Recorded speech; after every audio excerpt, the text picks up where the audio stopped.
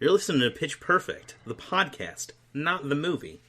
And I'm your host, Nate. And joining me is your other host, my friend Josh, who you might know better from his work as the anthropological consultant on the Flintstones, Viva Rock Vegas. Yes, hello. That is completely correct. Welcome. The Pitch Perfect, the podcast, not the movie, season motherfucking 2. We're back, baby! We are. We have returned, like a caveman unearthed from beneath a pool, to deliver unto you the second season of this show that we have said the name of twice already. You don't get it a third time. If you can't remember the name of the show, you're screwed. That is absolutely correct. And I will have you know that we have gone through intense training and preparation for this season. Both of us have been to rehab, and we're not going to say the E word anymore. That E word is gone forever. You know what? Eucalyptus. Yeah. Cool. So, shall we move forward, Nate, or do you want to talk more about my career in Viva Rock No, Vegas? we'll save that for our our Vegas season. I don't know. I can't think of a fake season. I don't want to just say Flintstone season. That seemed like too easy a bit. Because also there's only 2 Flintstone movies. But You couldn't name a single actor from that movie. from Viva Rock Vegas? Yeah. I'm pretty sure Kyle MacLachlan's in that one. Or is he in the first one? He's in the It's first not one. John Goodman, right? They switched him out for the guy who's in Game of Thrones and also The Full Monty, whose name I can't remember. I also think they don't have Rick Moranis isn't there. No, was he ever there? Who the fuck? Okay, Stephen Baldwin is Barney in that? This is a weird cast. Yep, look out for a Stephen Alan Baldwin Cumming season. is the Great Gazoo. That's pretty good casting. Alright, we're going to move on. Okay, yes, let's move on. Well, this is season 2. We conquered season 1. Yes. And now we're here for season 2. Yep. We are going, it's called... Well, hold on. Let me get my intro yes, out. Yes, Dog, I'm come sorry, on. I forgot. We took a week off and I forgot how everything works. Classic Nate. 2 vast and trunkless legs of stone stand in the desert. Near them, on the sand, half sunk, a shattered visage lies, whose smile and widened eyes and wheeze of cool command tell that its sculptor well these passions read, which yet survived. Stamped on these lifeless things, the hand that mocked them and the heart that fed, and on the pedestal these words appear. His name is Pauly Shore, King of Kings. Look on his works, ye mighty, and despair. And so we shall. Welcome to On Distant Shores, where my co-host and I talk about the career of actor-comedian Pauly Shore, and how it maybe could have gone a bit better. Yes. Like the previous season, we are going to watch a selection of films, and we are going to, at the end, attempt to pitch the perfect Pauly Shore movie, using the things we've learned from watching a survey of his filmography. So yeah, now you might be wondering, why? Yes, why is a great question, and I think it's only fitting that, Nate, you answer this question, because I, too, as a co-host of the show, am wondering, why? Okay, well, hear me out. First off, let's pretend that I didn't just forget why I wanted to do this, and that this is the actual answer. Here's what I assume to be my thought process. That this is kind of a nice middle ground between where we started and places we could go. I'm going to violate the rule that Josh set out, and I'm going to say Ernest. Dude, I just came out of recovery. You know what I mean? I can't, pussyfoot around the thing. Okay, so we did the Ernest ones, which is like a single actor playing a single character across multiple movies. Pauly Shore doesn't really play the same character in every movies, but he has a very consistent comedic persona, and there are choices and catchphrases and whatnot that carry across the movies. So it's kind of a halfway point between us covering something like Ernest and us covering a movie star like a Will Smith or a Nicolas Cage or something. So that was my thought process on us doing Pauly Shore. Also, I thought it would be funny to talk about his movies. You can't hear this, but this is me silently throwing my 1-week coin of earnest sobriety into the trash can. I'm sorry, but I had to. Yeah, I know. So yeah, So that's why we did this. Also, the title is funny. Yep. So, welcome to our Pauly Shore season on Distant Shores. To kick off the season, what movie did we watch, Nate? We watched the classic 1992 caveman comedy, Encino Man. Ah, yes. Encino Man. Yep, that's how they say it. That's how you pronounce it. I'm just trying to be authentic. This was a movie that was very important to me as a kid. I watched it a ton. I watched it a lot with my cousin, who would be on this episode of this podcast if I wasn't currently mad at him. He knows what he did. You fool. Yeah. Maybe in the near future when we do Sylvester Stallone and we talk about Demolition Man, he could come on if he's repented. But for now, he is exiled from these fair lands. But yeah, this was like... I have a ton of affection for this movie and was a little nervous going into watching it because I was afraid it might be really bad. And it's not great, but it didn't wound me to watch it this time. I'll say that. A little sneak peek at my rating for this movie. Had you seen this before? Encino Man? Yes, I have seen this before. I think at least 2 times, but way back when. It's been at least 4 years since I've seen this movie. So I, too, was in the position of, does this movie hold up? And it kind of did. Yeah. But before we get into ratings, maybe you should give the listeners a little synopsis. Sure, I could do that. In what will eventually be Encino, California, the Earth opens up and swallows a caveman. Cut 2 eons later, where mankind has evolved to suck shit, whine, and be named Dave. There are other humans, though, that suck less, like Dave's friend Stoney. Dave is single-handedly trying to dig his own pool because he's obsessed with being popular, and also he feels entitled to the attention and affections of his childhood friend Robin. And somehow the pool is going to help him with this. She's currently dating local bully and all-time great facial expression maker Matt. Stoney and Dave unearth a caveman while digging the pool, and it's this caveman from the opening. He turns out to be cool and hot, and they name him Link and get him a cover story as an Estonian foreign exchange student. They take him to school where everybody loves him because he's rad. Dave, the coward, tries to wheeze off Link's gig in hopes of achieving popularity by proxy. It doesn't work, because he sucks. Robin and Matt break up after he gets aggro with a pacifistic Link at an ice skating rink, and then after some hijinks involving a stolen driver's ed car, Dave and Link get arrested, but Link charms Robin enough that she asks him to the prom. Dave is a real shit dick about this, and tries to abandon Link on the highway like an evil George Henderson. This leads to an extremely brief falling out between Stoney and Dave before they, immediately reconcile, and Dave agrees to do the bare minimum toward being less of an asshole and support his friends. Matt does some breaking and entering and finds proof that Link is a caveman and tries to dox him at the prom. Stoney and Dave try to stop him. They arrive too late and accomplish nothing but are rewarded anyway. Nobody cares that Link is a caveman. They think it's cool because it's fucking cool. Dave gets the girl for literally no reason. And then Link's mate thaws out and emerges from the earth, and they get to be cool and hot ever after. Buddy. Wow. If I hadn't watched that movie with you recently, Nate, I would say what you're describing sounds like the world's worst film. It sounds bad. Yeah, that's true. I will give you that. It doesn't sound like a well-structured movie that really makes a ton of sense. But that's it. That is what happens in the movie, in the order in which it happens, by and large. Yeah.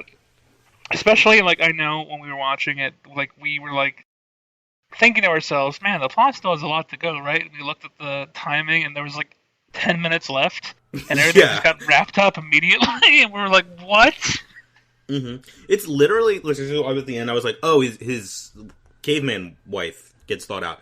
They find her, cut to, she's already been given a makeover into a hot early 90s babe.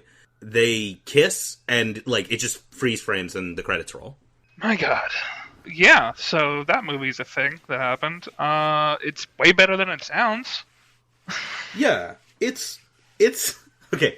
The biggest problem with the movie is Dave. Yes. Yes, Dave. The enemy of the people. Yes, he's terrible.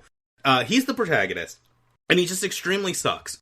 But he sucks in the manner of the protagonist of a comedy from the late 90s, early 2000s. It's a very, Teen Wolf, Revenge of the Nerds type situation, where it's just it says a lot of more about the filmmakers that they think this character is, like, likable and sympathetic than it does about anything else. He's just extremely mediocre and, like, he's just rewarded while doing very little.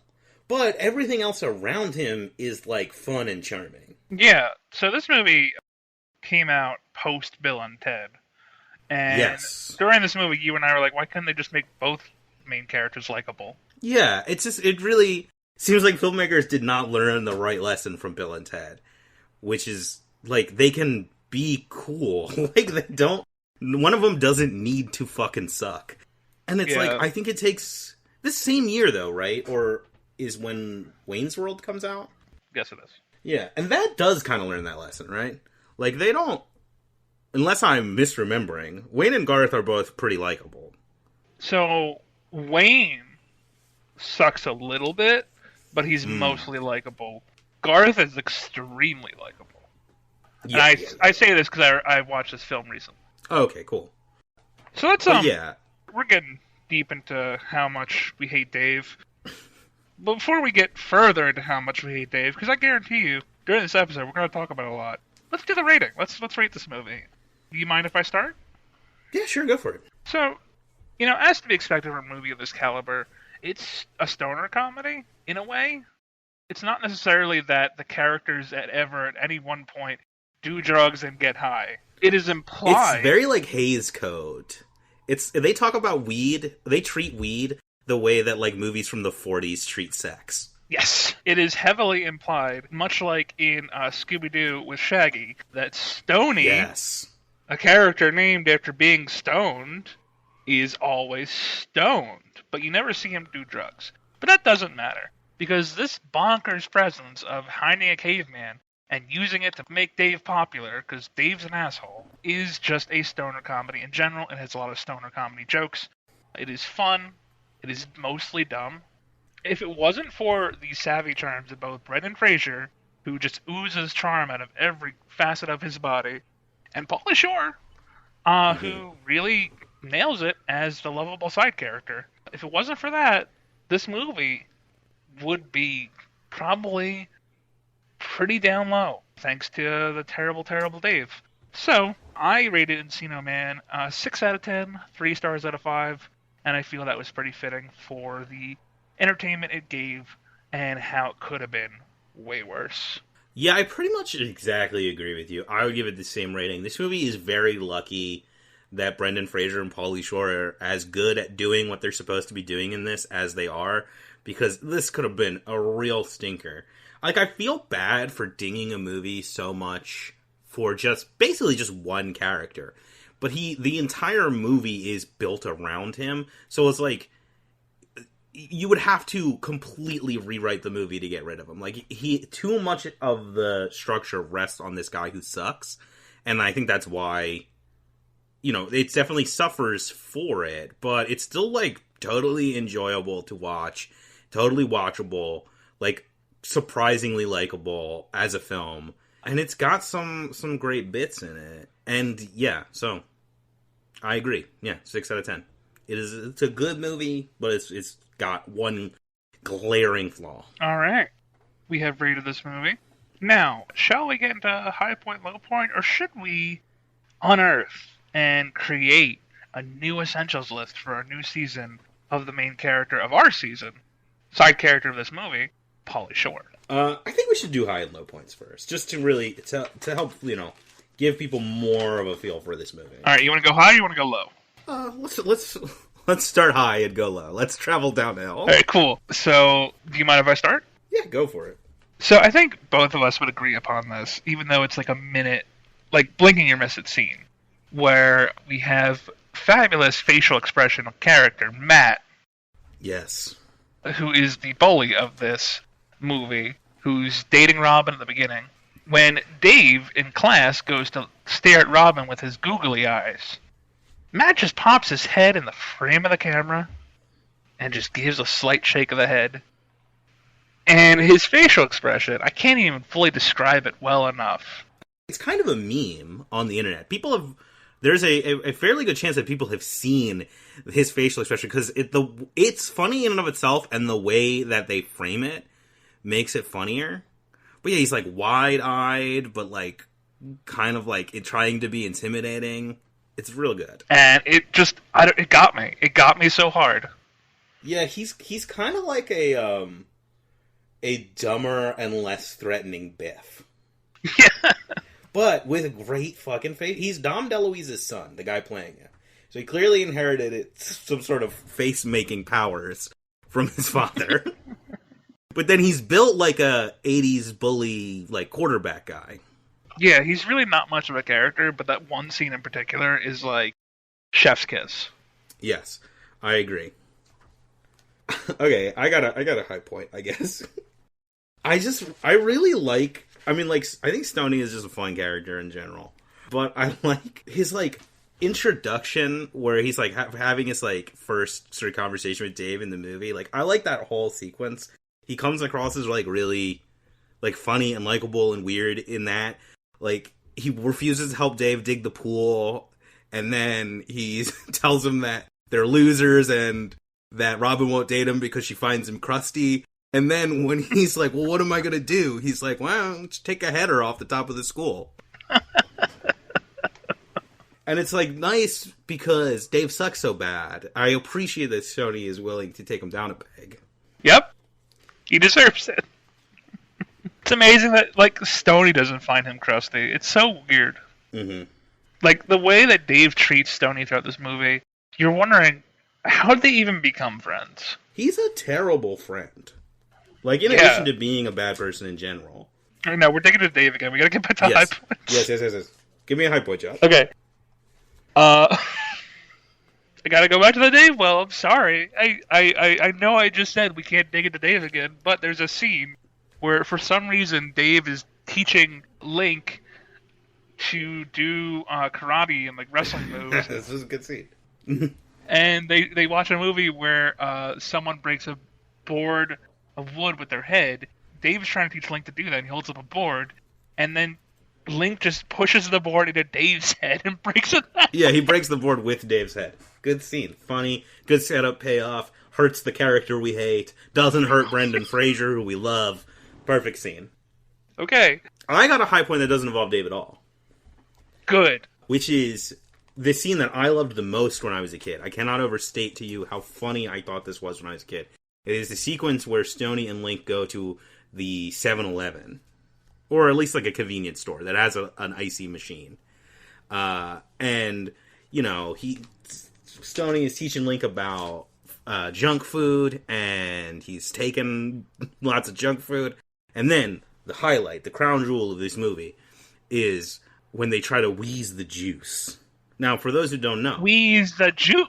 Wheeze the juice. Yeah. So, it's just putting your mouth on the Slurpee machine. And you squirt it into your mouth, and, like, they are opposed by the dudes who work at the store, but they accept their terminology. Like, they all just agree that that's called wheezing the juice. And Stoney refuses to believe that that's not a perfectly reasonable thing that they should just be allowed to do. Even though it's incredibly unsanitary and also theft. And I love that scene very much as a child, and I still love it now. It still makes me laugh. And also, like, I don't know if it's ever come up on this podcast, but Josh can attest to this. I still just, like, totally unironically just use the word wheeze to mean, like, stealing or taking or mooching. Just in my everyday vocabulary. It is permanently a part of my brain.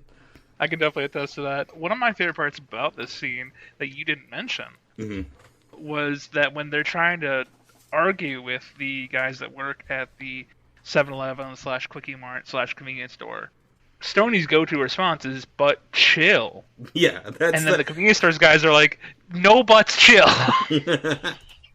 Which is like, what? Like, that's not... Like, I get that they're like, this is what he always does, but the fact that they, like, make butt into butts is really funny to me. No butts, chill. I don't know. It just, like, is so dumb, and I love it. It's extremely dumb. This is a good scene, though. You got another high point? Yeah. This is my last high point. Is Brennan Fraser, my dude, who I love, his career in general, even though he's not had the best movie career, every time I see him on the screen, I get excited. It's one of those guys, when you just are enamored with this actor. Mm-hmm. But he oozes charm, and there's a lot of points in this movie where he's dancing, and he rules when he's dancing. He dances in the club, he dances with some hip hop students. He just at the prom, he nails it every single time. He's cool as shit, and I just had a wonderful time watching him dance. Yeah, this movie, hinges on everyone, instantaneously liking him.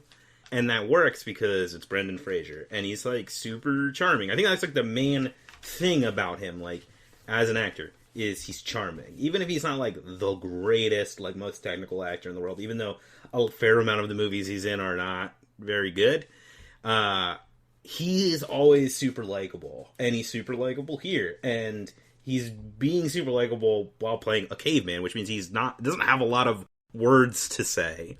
But he makes the most of it. He also, he's required to scream and grunt a lot, and he does a good job of having just an inherently funny scream, where he's just ah! And they punctuate a lot of stuff with that, and it's really good. Yeah. No, he's a delight to watch. I agree. This movie would fall apart specifically, without Brendan Fraser. If anyone else played the caveman, I don't even know if Pauly Shore could save this movie. No, yeah. They're really lucky that they got him. Let's see, do I have any other, specific high points? While you're doing that, I was just reminded, at one point during our first season, you mentioned that, Indiana Jones movies don't need Indiana Jones. Mm. And I think a perfect example of that is Brendan Fraser's The Original Mummy. That is almost exactly what I was thinking of when I said that.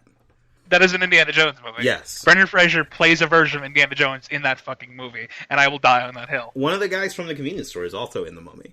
Oh, yeah. Huh. Cool. I'm out of high points. Do you have any more? Well, I mean, there's just a lot of great stuff that Link does. He dances with some guys. When he steals the driver's ed car, he, flips it up on two wheels. It's just a lot of, fun, goofy, 90s comedy shit. Just the fact that everyone instantaneously loves him is very funny to me.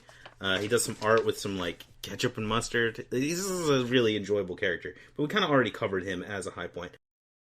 I don't know where we stand here, because my other high points are, kind of quotes. Should I just wait and talk about them in the quote corner? Yeah, save that for the quote corner. I think it's a monumental occasion that you have quotes. Yeah. And we should savor that. This is, the only movie where that's going to be true for, basically. I want to disagree with that, because we're doing a season on the quote master Pauly Shore. Yeah, you're right. You're right. But okay, so do you want to move on to low points? Oh, do you want to pick a high point and duke it out first? Oh, well, my high point is Wheeze the Juice. Yeah, so is mine. So that was dumb. Do you want to pick a high point? Yeah, no, it's the same one. Cool. Okay, moving on. Welcome to our dumb podcast. Season 2. This is going to be... Our podcast was dumb. This season is going to be so fucking dumb. This movie is very dumb, and the characters in it are dumb. Yep. That's not really a low point. No. I actually kind of like that about it, but... they're extremely stupid. Yeah. No, let's do official low point. I have 2. Well, okay, let's start here, though. There's a big one, right? Yeah, but let's Which do... is Dave. I was going to say let's do other ones and build up to that, but sure. Let's do Dave first. Dave's bad. He's a terrible character. I know we have already mentioned this a lot, but he really majorly sucks. There's one moment in particular that I'm sure you're also thinking of that, made us cringe into oblivion. Yes. They winked us out of existence. I have 2 highlights of Dave, or lowlights of Dave, that exceed into him being a low point in general. Shall I go into them? Yes. Cool. There is one point where Dave, trying to just make initial conversation with Robin, shoves a picture of them as babies in her face when they were both in the bathtub together, because apparently they're childhood friends, and says, "Don't forget, we've been naked together." This is in public when he does this. Yeah, in public. And then I think both my and Nate's skeleton flew out of our bodies and went into the sun and perished. Because, oh my fucking god. Yeah, I cringed so hard that my great-grandfather fell in a hole and died, and I was briefly non-existent. It rippled across the time-space continuum and eliminated me for but a second. Who in the right mind would do this? to anyone. Like, the thing is, I wouldn't even do that to an ex, that I've had sexy times with. Yeah. It's so bad. And it's like, it's supposed to be bad. Don't get me wrong. Like, in the scene, it's supposed to be embarrassing and he's supposed to be a dork.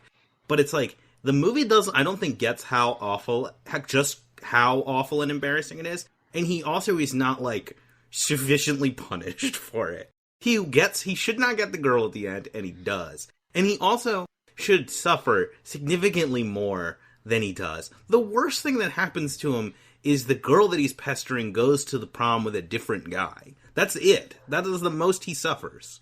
And that's, like, he needs to be hurt. He can't keep getting away with this. Since you brought up Ernest, I must bring up that the part of our point about Ernest was that he needs to be punished. No one needs to be punished more than Dave. Yes. He's extremely cursed. Also, the fact, even taking away that whole conversation, the fact that he's carrying around that picture is enough to send him to jail forever. Yes. Oh, horrible. And my second low light of Dave is... Okay, I have to explain this because it's arc that doesn't work. It's like a reverse arc. It's like a craw. So here's Dave's craw. Dave sneaks away with Robin to a club, and Robin goes out dancing and is like, Dave, come join me. Because now she's like, for some reason that is never explained, getting kind of fond of Dave. And Dave says no. And then he just awkwardly stands around while Robin is dancing by herself. Later, Dave and Link get arrested for being underage at this bar, presumably. It's never really established what Link's age is. I guess he's supposed to be a teenager. Who knows? Well, technically his age is like thousands of years. Yeah, but relative, Yeah. I guess he's supposed to be a teenager. I don't know. He could, the thing is, everybody in this movie is who are playing the teens are in their 20s. Yeah, nobody looks like a teenager. He could be any age between 15 and 35. 30. Yeah. And I should also mention that, I don't think we've said this yet, Dave is played by Sean Astin, who I don't hate. I don't hate Sean Astin. Sean Astin is a okay actor. I never want to do a season on him as an actor in general, but he's fine. It's the character of Dave that sucks. The writing is the problem. He is he's not mind-blowing in his performance, but he is a good actor who can be likable. Yeah. He's just playing a terrible character. Yeah, I think a prime example of him being likable is in the recent Stranger Things season 2. But anyway, Robin goes dancing alone. Later on, Dave gets arrested. And then he uses his one phone call to call Robin to ask her to go to prom with him. So manipulative. But Robin, I got arrested, and I used my one phone call for you so you can go dancing with me at a thing, even though I previously refused to go dancing with you when we could have just fucking done it. I hate it. This is the worst. Yeah. It's so bad. And then he gets upset that Robin says no. He has no reason to get upset at that. Just to be clear, his entire motivation through the whole movie is to get her to go to a dance with him, and then he declines dancing with her, and then gets mad when she does the same. It's so bad. It's so stupid. So that's Dave. He sucks. He's the big low point of the movie. I got another one though, which is a weird scene. Weird conversation that happens where Stoney, and Link are having dinner with Dave's family, and Stoney says something to Dave's dad about hey, maybe one day I'll marry your daughter and we'll all be part of the same family. But she's a child, and that's weird. Yeah, that was my other low point. So you covered it. Pauly Shore, who is presumably in his 18, I guess. I think they're supposed to be seniors, yeah. Says that he'll eventually marry a 12-year-old. Yeah, no good. It's very bad. And it's never brought up again. No, which is good. It shouldn't be brought up Sure. again. She's also, not a character. Yeah, but she also, doesn't respond to this. And nobody No. responds to it the way it should be responded to. Which is to throw him out? Yeah. There should have been like a scene from Fresh Prince where they just throw him out and he goes, ah! No, Yes. it doesn't happen. And then he lands in a jail. Like, somewhere in the world, DJ Jazzy Jeff was cringing that this happened and he wasn't thrown out. You know what? This is a great example of white privilege. This is a teachable moment. You don't have any other low points? No, I don't think I really have any other low points. I really don't. There is a part, very briefly, where Matt, the villain, does drop an F slur, which is not great, but it's also very much like of the time, and also he's a bad guy. So I don't know. By the F slur, you mean not fuck. You mean The homophobic one. yeah. Just to be clear, because there are multiple F slurs. Well, You easily could have been. fuck is not a. I know, but you could easily have been projecting yourself as language from Captain America. Sure, I guess, but that's a slur is different from a curse. Also, anyone who knows, like, has listened to this podcast at least once will know that Nate consistently says fuck whenever the fuck he feels like it all the fucking time. Yeah. No one can edit it out.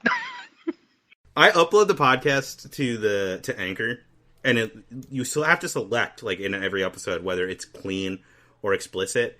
And I was like, we could easily be clean if I just stopped myself. But I won't. Fuck you, I won't. Cool. So yeah, unfortunately, Dave is like the Blob, where he just swallows up the entirety of all the bad parts of this movie into the singular entity that is Dave. Mm-hmm. So I don't have any more low points. No. So we agree, like, our low point is, do we want to pick a specific moment, or do we just want to say it's Dave? Well, as much as I'd love to get around it, I did book a guest for this episode. Now, don't get mad at me. Okay. It's not a wheel. It's not a wheel. It is... A non-wheel guest? It's a son of a wheel. Was that better? I'm confused. Well, we'll bring him out, I guess, because I mentioned him, now I have to. So, the thing is, one of us has to choose Dave, and one of us has to choose the creepiness of Stoney's crush on Dave's sister. And then we'll fight it out. Okay. That sounds good to me. We'll introduce our guest. Okay. Well, please welcome the fabulous, the extraordinarily amazing, drum roll please, Owen Wilson. Wow. Wow. What a guest.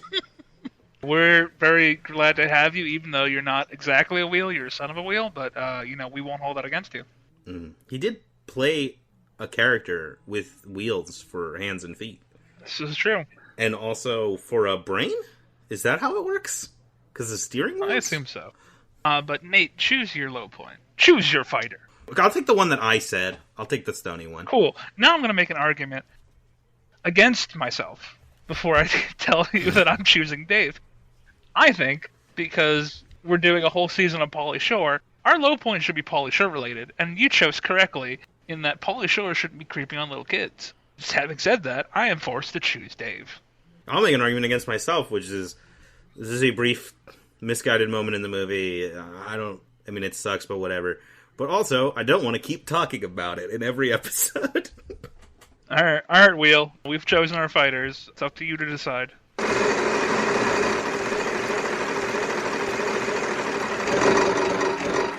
He says Dave. Wow. All right, then. So Dave is the low point. Yep, Dave obscures anything to do with Pauly Shore's crimes. Yeah. Pauly Shore should be grateful. He should be. Thank you, Wheel.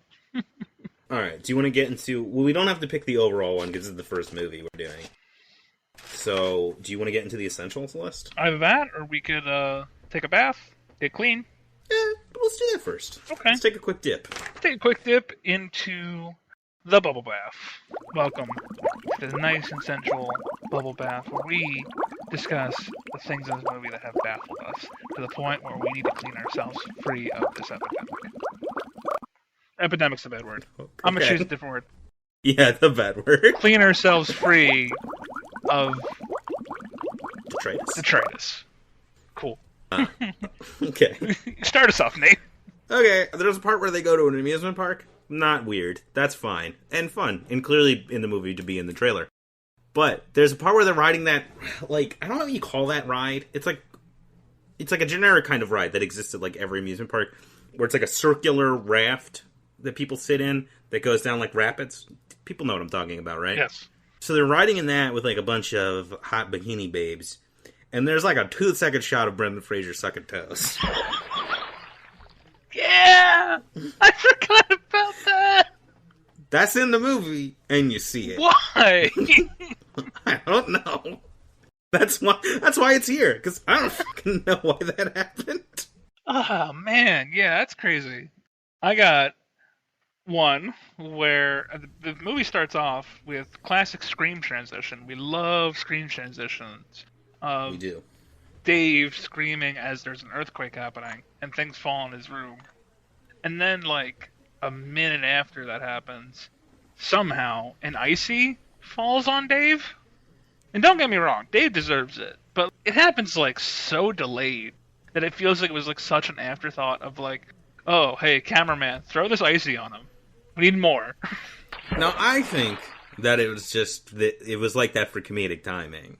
I mean, it still is. Like, if we want to be technical, right? We want to think about the hard physics of the movie Encino Man, then yeah, you're right. It doesn't make any sense. But, you know, it's just there for the gag. And to foreshadow our high point. Yeah, for sure. Alright, you got another one? This is another one where, like, I totally understand it, but it is, like, one of those movie things that is always, like, funny to me when it happens. Where when the characters are in school and they just so happen to get a lesson that is 100% related to the plot of the movie before that happens. Like, they're just learning about Neanderthals in high school, which is not a thing you learn about in high school, the day before they unearth the caveman. Yeah, that happens twice in this movie, where they learn specific phrases in Spanish class that help them later on. That is true. But that's a funny bit. It is a very funny bit. Okay, my next one is regarding Dave again. Because here's the thing. They're stupid, right? They're supposed to be stupid. But they're incredibly, bafflingly stupid. Because when Dave finds a caveman, he thinks it could mean fame, money, popularity. One chance to make something myself. But don't tell anybody about it. And he gets right in Pauly Shore's face, like, don't you dare. And then, immediately, the next scene is him, hey, Robin, I got a caveman. Yeah. And Robin, like, literally, like, has no reason to think anything other than him being, like, a total creepazoid. And she, like, rightfully thinks he's insane. And he is insane. But the logic of all of that is insanely baffling. And I just can't get over it. Yeah. One, it leads to her, like, she is told, hey, I found a caveman. And then, like, the next day, they come in with this weird guy who doesn't really talk and grunts a lot. And she never puts it together that, like, oh, that's the caveman. She's surprised when she learns that he's a caveman from Matt at the end of the movie. Also, the whole plot, like you said, is predicated on their belief, or at least Dave's belief, that having a caveman is going to make him popular. And it is never articulated how he thinks that's going to work, or what the caveman is going to give him that will make him popular. They stumble onto him wheezing his gig when they take him to school, and it just turns out that he is naturally likable. But before that happens, they have no idea that it's going to happen. So what were they planning to do with the caveman? No one knows. No one can tell you. I don't know. It's insane. I don't even think the person that wrote this movie could fucking tell you. I love it, though, because it's just like, it is just accepted. Like, have caveman will become popular. Like, it's so natural. It is never, like, questioned that is true. It's just like, of course if you found a caveman, you would use him to get popular. Duh. Anyone would do that. Yes. So, that's mine. You got one? Do I have one? You should have one. Because there was one point where you were baffled that I wrote down. Is it the fact that they don't think that Stoney is cool, but they think that Link is cool? No. But let's talk about that real quick. I mean, they're both weird guys. They act very similarly, to the point where eventually Link starts adopting Stoney's catchphrases. But Stoney is supposed to be a loser who is found to be crusty, whereas despite being greasy, Link is beloved. But I think it just boils down to the fact that Stoney talks too much. Yeah. Also, I think like Sony just does things that he shouldn't do. Like he knocks on the head of a hip hop student, and is like, there, little guy," and then goes away. And it's like, all right, well, yeah, I get why they think he's a loser if he does shit like that. Mm. No, I thought you were going to talk about the Dancing Tribemen music video. Oh God, yes. Oh yeah, that is in my notes. I totally missed that. Yeah, I said I was going to do research. I didn't do that. But yeah, Surprise. very early on, like after Link gets thawed out, but before he becomes friends with Stoney and Dave, he is like accidentally turns on the TV. And there's like a music video of like a dance song that is just cut to footage of like, I think Aboriginal tribesmen? Like archival footage of tribesmen just like dancing to this like early 90s pop dance track. And we were both like, what is this? Like, is this supposed to be a real song? Is this a weird documentary? What is he watching? And like he mimics the dance moves and it's like, ha ha ha, funny dancing caveman. But it reminded me a lot of, if anybody's seen Troll 2, there's a part where it cuts to some of the characters watching TV, and they're watching, like, a movie about a monkey with a jetpack. And you're like, what is this? What is the context of this image? Yeah, for sure. For sure. My next one is regarding just another plot point of this movie that just is baffling completely, but is necessary for the movie to proceed. Mm-hmm. The way that they bring Link into their lives is they bring him to high school and he goes to classes with them. I guess that's how they can keep an eye on him all day. But they clearly like fake his admittance as like a foreign exchange student or whatever, as Linkovich Chomsky. Chompovsky or something like that? Yeah, something like that. And they sign him up for classes, presumably.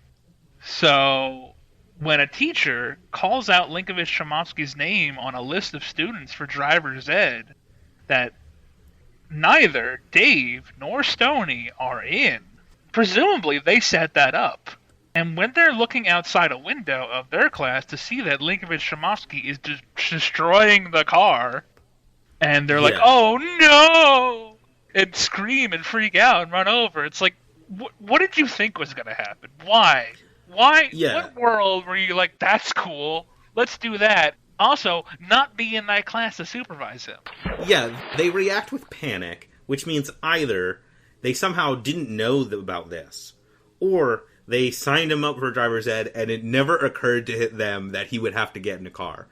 I assume it is the latter, because a lot of the, most of the things that might be baffling about this movie are easily explained if you just imagine that anytime you can't see Stoney and Dave on screen, they're just doing chunky bong rips. So, like, they got stoned and went to sign him up for classes and were like, hey, let's put him in driver's ed. And then forgot about it. And then saw him getting into the car and freaked out. Yeah, I mean, this is also, like, similarly when they go to a field trip to the Museum of Natural History and don't think twice about bringing a caveman to see all of this stuff. And then losing a caveman in the museum. Like, clearly, like, how do they lose that giant man that's been following them around forever? Unless they did a chunky bong rip. Yeah, they, like, snuck off into the fucking museum bathroom and smoked some weed out of an apple. And forgot they had a caveman with them. And then he went and had a traumatic experience. And that part is weirdly emotionally affecting.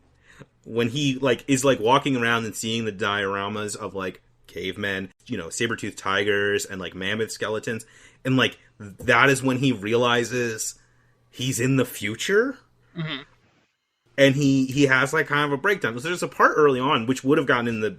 If not for this scene, there's a part that would have ended up in the bubble bath early on where the way they find him in the house is he's lighting a fire.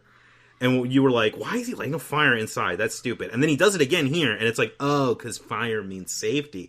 That's like a weirdly sophisticated little bit of character writing for this incredibly stupid movie. Yeah, specifically I was concerned because it's like, they're in California? Yeah. And, like, it's already hot there. Why would you need to light a fire? And then, like, it made sense. It was like, oh, it's a security blanket. And it's like, damn, that's some really deep thought. Yeah. Props to Encino, man.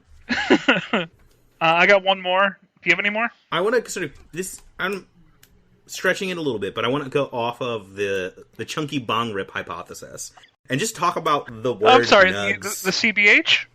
Yeah, the CBH. Really want to build off of that. CBRH? Our important academic work, and talk about the word nugs and the way this movie uses it. Well, the main point that the word nugs, I think, occupies here is to hint at them doing chunky bong rips without saying it. They just say, like, you like nugs. Nugs are just mentioned, and it's like, what are they? I don't know. Do we see them? No.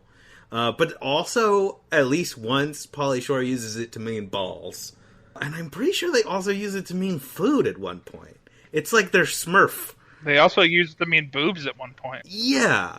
So there's that.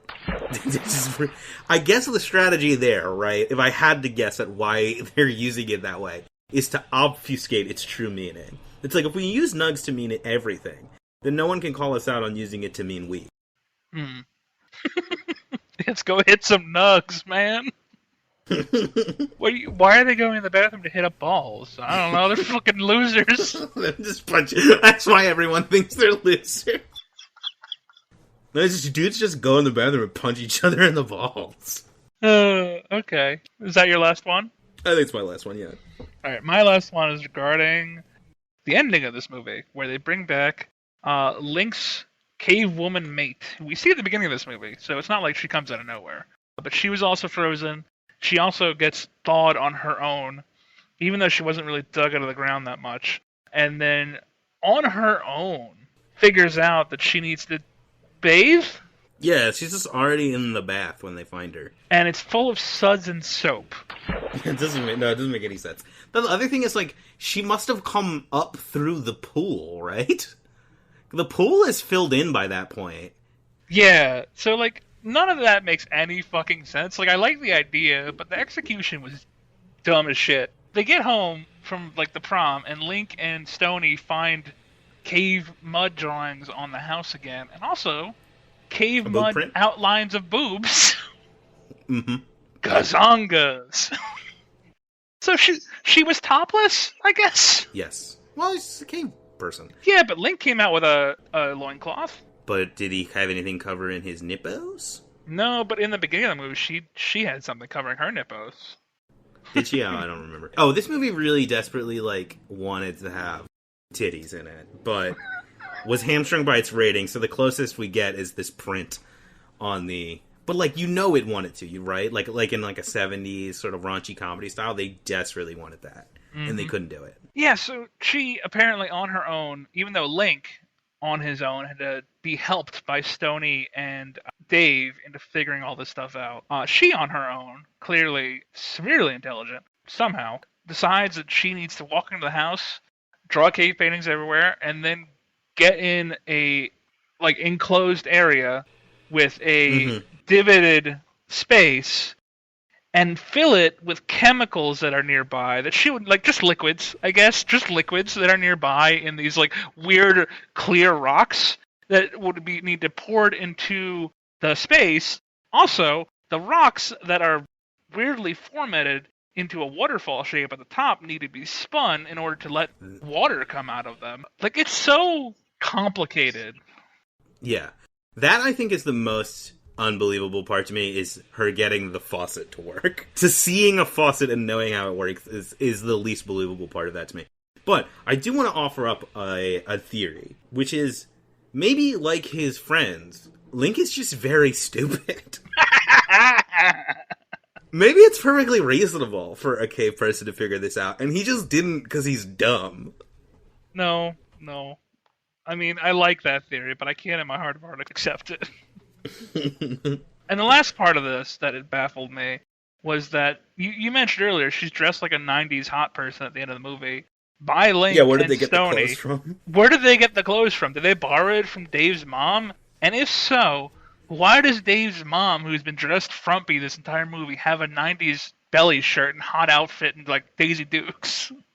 The only other explanation I can think of is that maybe that all those clothes just belong to Stoney. He wears a lot of layers. Maybe that was just part of his layering that he had, like, lying in disuse in his wardrobe.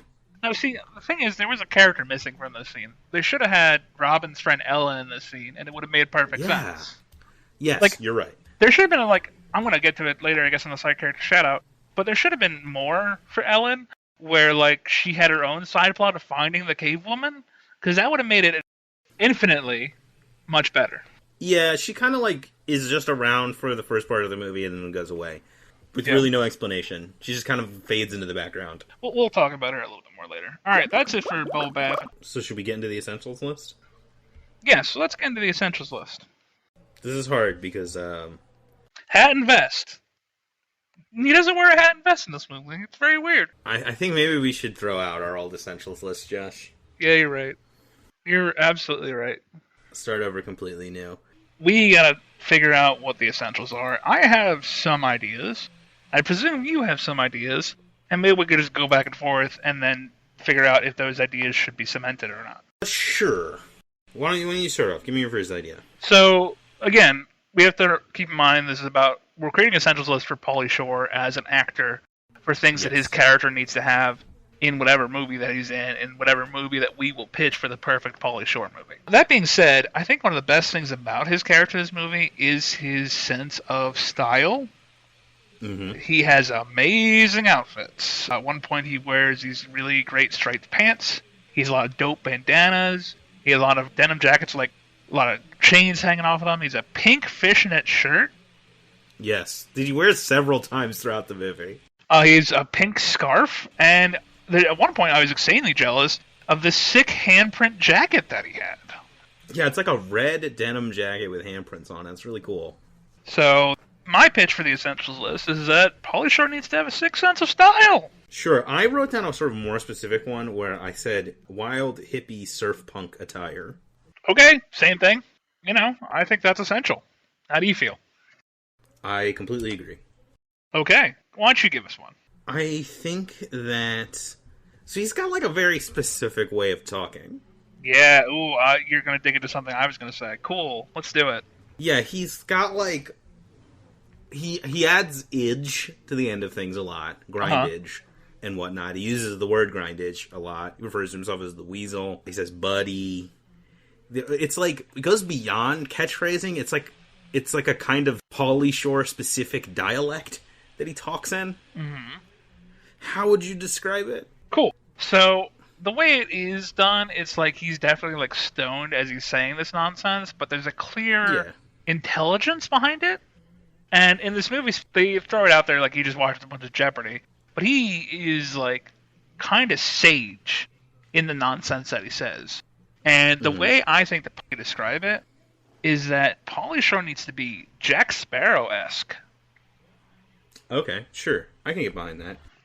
I was going to say, there's definitely a sort of a common ground between those characters. And not just that they have a lot of headbands and things hanging off of them. They have a sick sense of style. But really, I think what it boils down to is to the outside world, he sounds like a crazy person. But really, if you dig down into it, he's super smart and kind of knows what he's doing. And I think that really works for this character.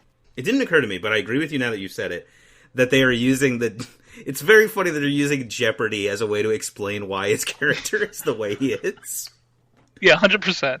A great example of the reason I say Jack Sparrow-esque is when they're looking at the caveman and in the block of ice and trying to figure out what's what. And Dave's there's his head. And Pauly Shore's nah, that's his skull, dude. Yeah, that does happen. Yeah, so I think that's very fitting. What do you think? I agree. I think that he needs to be kind of a mooch and a freeloader. Okay. I thought similarly. One of my ideas that is he's easily tempted by money. So mooch / freeloader fits into that as well. Because part of the reason that he goes along with Dave for anything is Dave is we'll be rich, and he's cool. Yeah, he should be kind of anarchic. Oh no, wait, I skipped you. I did the thing that I always do. Why don't you go? Give us one. He should be kind of anarchic. No, you started it. Finish it, and then I'll do mine. Yeah, okay. I think he should be kind of anarchic. Now this is different. I feel like this is going to feel too similar to the Ernest thing. I'm not saying that you said he needs to be a. Well, I already said it a bunch. You can't see it, but I'm doing that thing from Invasion of the Body Snatchers where I'm pointing at you and screaming. I was okay. That's what I figured. That's what I was imagining.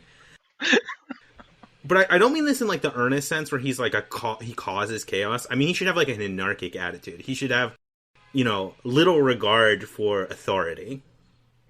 Yep. Is that maybe a better wording than anarchic? Yep. Disregard for authority? Little regard for authority is good. Because he's not like, fuck the police. No, but he just doesn't give a shit. Like, he'll put his mouth on the Slurpee machine. Yeah, but like, disregard for authority, in my mind, is more like along the lines of fuck the police. Oh, okay. Yeah. You're right, because he's not like rebellious. He's just... Yeah. That makes sense. My next one is that he's very self-aware. He knows his status in the world, and he's cool with it. He's the weasel. Dig into it. We're losers. Mm-hmm. Yes, I absolutely agree. That's a huge part of the appeal of his character in this movie. Yeah, there's like another point in this movie. He's teaching Link about what mirrors are, and he's like, that's your mug, dude. You should be cool with your mug, bro.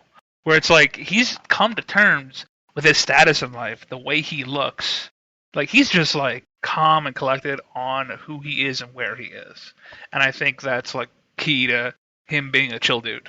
Yes, I agree. Because should we just put down chill dude? Yeah, sure, but I do want to use some version of self-aware. Oh, I have self-aware down. I'm just saying, I think chill dude should also be an essential.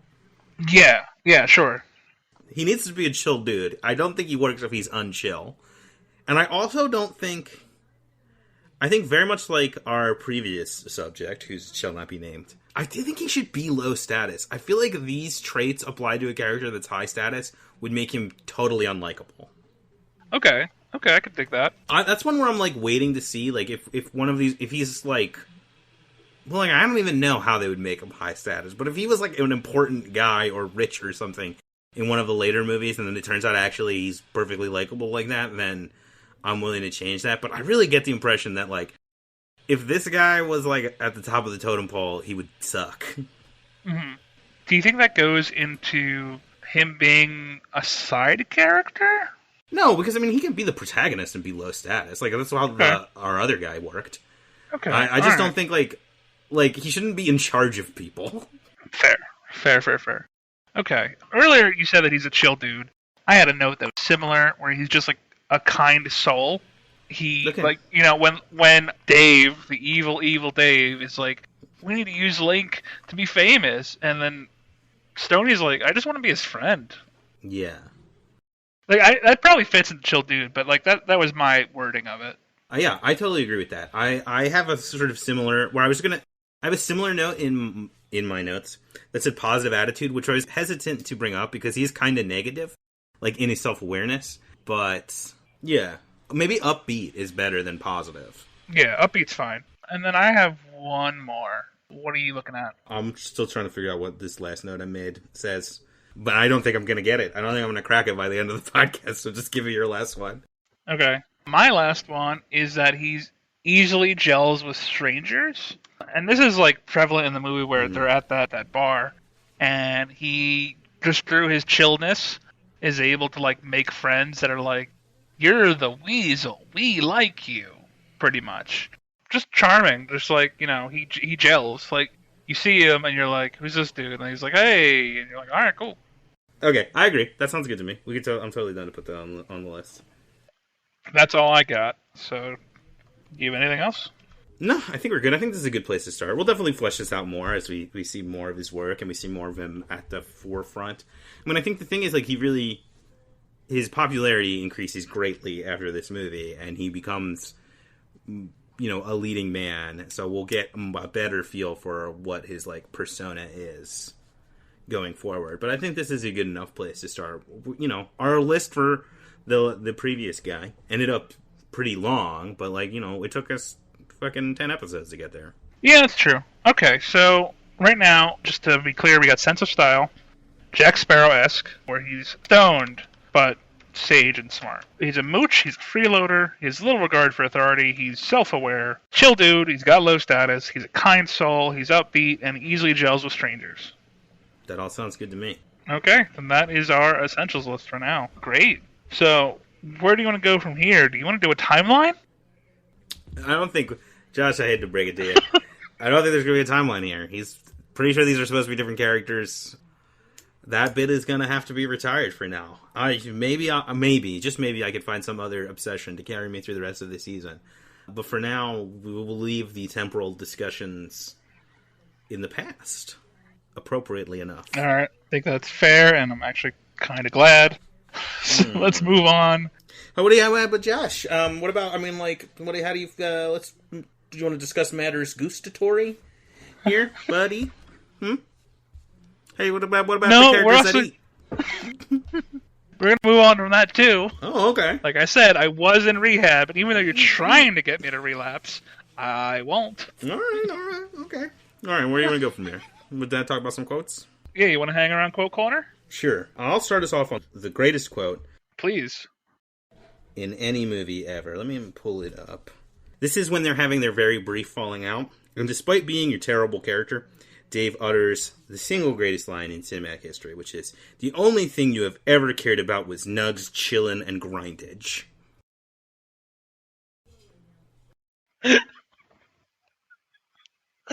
Oh, it's so good. It's the only redeemable thing about his character is that he says that shit. Yes. Yeah, no, that's a great quote. My favorite quote from this movie digs into Pauly Shore being self-aware, where he's just biking to school on his entrance with Dave on his back, and is just talking to random people saying, "Watch out, I'm a stony, crusty dude. Did you know that?" It's like, cool. No wonder everybody thinks you suck. I think all of these are going to be from Pauly Shore, which is appropriate because this season's about him. So I got one from somebody else. Oh, okay. I have another one that is from him, which is like during that dinner scene that has the bad part in it. There's a part where he turns to Dave's dad and he says, "If you're edged because I'm wheezing all your grindage, just chill. Because if I had the whole Brady Bunch thing happen in my pad, I'd go grind over there. So don't tax my gig so hardcore, Cruster." Cruster? Mm-hmm. So... yeah, that was on my list too. That's like beautiful. It's like poetry. It's just... man. Yeah, it's a really good example of like what his whole deal is. During the movie, you and I talked about like improvisation of like certain characters and characteristics. And I really wonder if during this movie they just gave Pauly Shore like just nothing to work with, or just like, yeah, you just say some shit.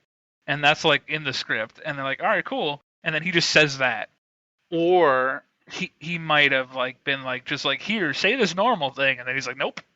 I have a hard time believing that a screenwriter wrote those words verbatim down, you know, on what? Like a typewriter at this point, right? They're not using fucking Final Draft or whatever. So I believe the most likely explanation in my mind is that the dialogue was written very straightforward, and then they gave it to him and were like, can you poly this up? I mean, in my mind, I like to imagine it was like when they had Neil Flynn on Scrubs, and they were just like, oh, just do janitor stuff. Just this is where you talk. Mm-hmm. And the script was just blank. Basically, the script for Scrubs when that happened was like, Neil Flynn says something, and the next line is other characters react to it. And that's a real life thing. And I hope to imagine that this is what this movie did. It's entirely possible. We're really, like, that. It's going to be interesting then to see when he's like the lead character, how that works. Yeah, I'm excited for that. So, my next one, we kind of talked about nugs a lot earlier. When Stoney's explaining to Dave how Robin could fall for a guy like Matt, he's talking about, like, what this dude has that Dave doesn't. And he talks about how you gotta walk like this, and he, like, struts his legs out, and it's like, your nugs gotta be fully loose. Mm-hmm.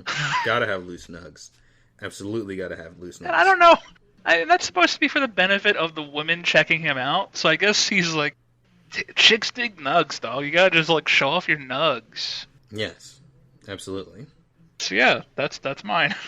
I don't know if I do not have another one. I'm done. I'm tapped out. You're lucky I gave you this many quotes. I appreciate having you here. It's great to be in Quote Corner together, and not just me. But my last one is from not Pauly Shore. It's from Matt, who says this incredible nonsense line. You know, Dave, Robin wouldn't piss on your gums if your teeth were on fire. That's a good line. It's a good line. Because that's what I'm saying, right? He's like... what? Well, it's like I said earlier, right? He's like off-brand but less threatening Biff. So he is given a dumber and weirder version of make like a tree and get out of here. But it's just like, the logistical jumps of teeth being on fire and pissing on gums. It's like, all right, hold up. First off, how can teeth be on fire? Because they're bones. Secondly, why would you piss on the gums if the teeth were on fire? Wouldn't you piss on the teeth? Also, why are you reduced to peeing? What happened to water? Hold up. No, that makes perfect sense. I feel like I'm losing my mind just staring at the sentence. Cool. Okay, that's all for Quote Corner. Let's hop out of Quote Corner. And is there anything else that we need to discuss? There is one part where Link sees a lighter, and it is revealed that he has the same weakness as Ernest. So there's a little bit of a connection between seasons. Because he also just really are trying to make me relapse. Stares blankly at the flame. It makes much more sense when it happens here because he is a caveman, and Ernest is not a caveman. But, yeah, that happens. Yeah, that does happen. There's also a bunch about Dave that we haven't talked about yet where he's worse. We can talk about that. I don't know. I feel like we've done it too much. Yeah, I think people get that the character sucks. I don't think we need to hammer on it anymore. I know, it's just like, there's this one point where he tries to Harry and the Hendersons Link for no reason, because he sucks. And then also a point where he tries to gaslight his parents, because he sucks. Yeah, to cover up for them making a horrible mess. By convincing them that they had previously agreed to let them have a foreign exchange student. But, you know, I don't know. Yeah, no, okay, we're done with Dave. Let's talk about other characters. Let's do a side character shout-out real quick. Okay. Real quick side character shout-out! I'll start. Oh, okay. With our first ever on this podcast on-screen appearance by Sonic the Hedgehog. You know, I should have been suspicious. This is on me. They twice in the movie, I think, they play a Sega racing game that I can't remember which one it is specifically. But the game has like a little Sonic the Hedgehog toy dangling from the rearview mirror. So we do get to see on screen twice our good friend and subject of future season once they make enough sequels, Sonic the Hedgehog. Yeah, no, that doesn't cool. Okay, moving on. Let's do actual characters inside character shout-out, and we're going to talk about Ellen. Ellen, the girl who is Robin's friend, who has some sort of plot arc with Link, where at the beginning of the movie we find out that she's hot for a Cro-Magnon man, a drawing of Cro-Magnon man, and she's like, I'll let him take me back to his cave if you know what I'm saying, and we know what she's saying, and it's very bad.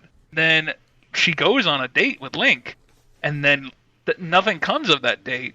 And then later on, for no reason, she has 2 dates to the prom, and also isn't a character at that point. Yeah. Ellen. So they set her up like she's supposed to be Link's love interest. And like you said, they do go on this date, and then she's like barely in that sequence where they're on the date, and then just completely disappears from the movie with no fanfare. There's no resolution. I mean, it's just like, they don't care about her anymore. And she's gone from the movie. It's weird. I assume that character was more important at some point, and they just like cut this movie down heavily, either in the writing or editing stage. But yeah. Yeah. Poor Ellen. She never got her Cro-Magnon man boyfriend, but she did get 2 dates to the prom, so good for her. Now we got to talk about Matt in our side character shout-out, because Matt the bully, he sucks. But there are some things that he's worthy of mentioning. Specifically, when he gets mad at Link for no reason, besides making his girl's friend hot for him. He's mad about that for some reason. This is before Robin's interested in Link, before the breakup. He's just mad that Link exists, and Ellen's into him, I guess. Yeah, he has no discernible beef with him, but he already hates him before they have any sort of conflict. Yeah, let's sit back in a quote corner for just a second. Can I read Stoney's description of Matt? Oh, please. He's got the buff spikes chilling on top of his melon, obviously, right? Dude, he's checking on her cheeks, oh. He's got the serious beak, and his own personal holding company full of fundage, bro. That wheezes off of ma. Sure. I think that is a amazing quote, and you're welcome anytime in Quote Corner, but you're kicked out of side character shout-out for now. That's fine. I understand what I did. To finish off side character shout out, we just gotta talk about Matt again, who thinks that telling everybody that Link is a caveman will do something. He finds evidence Link is a caveman. It's like, oh, it's perfect.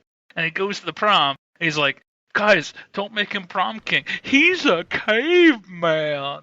And no one cares. They don't just not care. They get excited because obviously it's cool. It is cool to have a caveman. What did he think would happen? What was